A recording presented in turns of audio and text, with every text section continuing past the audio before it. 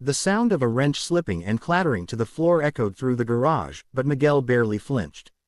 He crouched under the hood of a rusted '99 Buick, sweat sliding down his neck as oil stained his fingers black.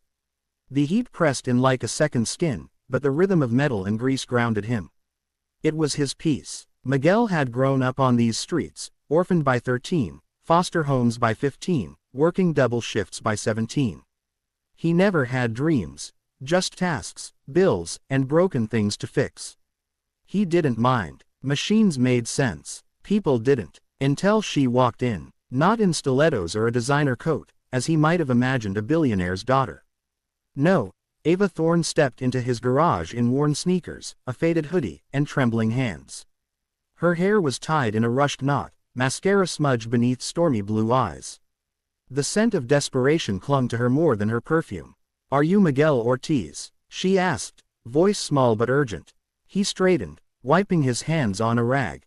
"Yeah, I need your help." Her voice cracked, just slightly. "Please, I have nowhere else to go." She wouldn't say at first. Just that her father's men were looking for her, and she needed to disappear. Miguel didn't ask questions. He wasn't a hero. But something about her, the way her voice trembled even as she tried to stay composed, the bruising around her wrist barely concealed by a sleeve, something made him say, "You can stay in the back room tonight. No questions. But tomorrow, you tell me what's going on." That night, she cried behind a thin door while Miguel lay awake, listening. By morning, she had told him everything. How her father, Charles Thorne, controlled his empire like a tyrant, his wealth built on crushed people, ruined lives. How he had groomed her fiancé to manipulate her, and how, when she tried to back out of the arranged marriage, she'd found herself locked in a mansion wing, guarded like a prisoner. "I escaped 2 nights ago," she said. "I remembered your name from my driver's stories. Said you fixed his car for free once when his son was sick." Miguel said nothing for a long time. Then, "He paid me back." 6 months later, she looked at him, eyes red but sincere. "I don't want money. I want freedom. Help me get a new life." They ran. He fixed up a battered Chevy Nova and swapped out the plates. She dyed her hair auburn and cut it short. In roadside motels, over gas station coffee and stolen glances, they found pieces of something unexpected. "I thought you'd be cold," she told him one night under a neon sign, the sound of passing trucks humming in the distance.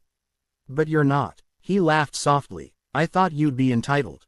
"But you're not." She smiled. "I was. For a long time." As days passed, Miguel began to see her less as someone to protect and more as someone who saw him.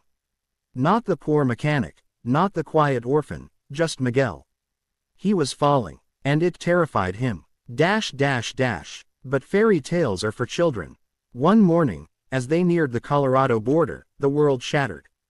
Ava stepped into the gas station to get breakfast. Miguel waited in the car. 2 black SUVs screeched in seconds later. "Run," he shouted as men in suits swarmed the lot. Ava froze, eyes locking with his. He jumped from the car and grabbed a crowbar. 2 men rushed him. He took one down. The other cracked his ribs. Ava screamed. Then sirens. Police had been trailing the SUVs. A bystander had called it in. A brief standoff. Then guns lowered, hands raised. The Thornes couldn't hide everything forever. 3 weeks later, Miguel sat in a hospital bed, chest bandaged, watching the rain streak down the window. Ava burst in with 2 coffees and a manila folder. "You're free," she said. Breathlessly, he blinked. The story broke. Investigations into my father's holdings, offshore accounts, illegal security details. The media ate it up. "He's finished." Miguel exhaled slowly. "And you?" he asked, voice soft. "I'm testifying. And I'm starting over. With my own name, my own life." She hesitated, stepping closer. "I want you to be part of it." He looked at her, the woman who had once been untouchable, now broken and whole in all the right places. "I don't belong in your world," he whispered. She touched his hand. "Then let's build a new one. Together." He didn't answer with words, just laced his fingers with hers. The mechanic never fixed another car for money. But he spent a lifetime repairing something far more fragile, two hearts battered by circumstance, made whole by choice.